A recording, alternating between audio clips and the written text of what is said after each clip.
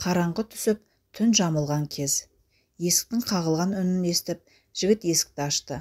Кенет түсінбестен дауыстап, «Сен кімсің?» деді ол. «Мен студентпін.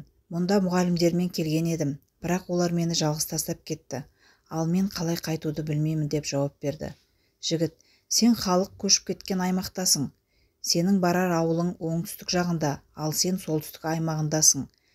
Бірақ бұл жерде ешкім тұрмайды» деп, оның таң атқанша бір бөлмелі ғана үйінде түнеуіне рұқсат етіп, ол қызды өз төсегіне жатуын сұрап, өзі жерге жататынын айтып, жігіт төсегінің бергі жағынан жіп тартып, жіпке мата іліп, екі арнаны бөліп қойды.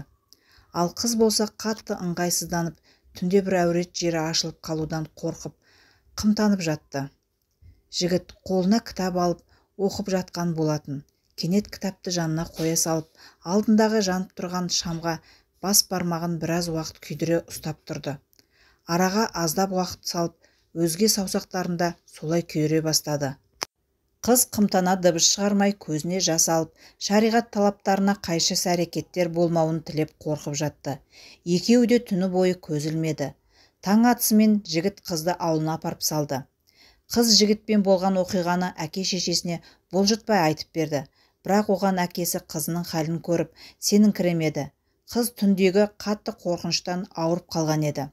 Ертеңіне әкесі сол ауылға барып, жігітке жол көрсетуін сұрап барады. Сол кезде жігіт жол көрсетіп жатқанда саусақтарының күйгенін көріп, жолшыбай себебін сұрайды. Жігіт: «Кеше бір сұлу қыз келген еді. Түнде менің бөлмемде қонған болатын. Екеуміз ғана болғандықтан екеудің үшіншісі шайтан болады» дегендей, түнде шайтан азғырды. Мені азғыруы қатты күшейген кезде тозақтың отын есіме алу үшін саусағымды күйдіріп, нәпсімді тежеп отырдым. Саусағымның күйгенінен гөрі мен үшін ол қыз жайлы ойлауым ауырлау қиын болды, деп болған оқиғасын айтып берді.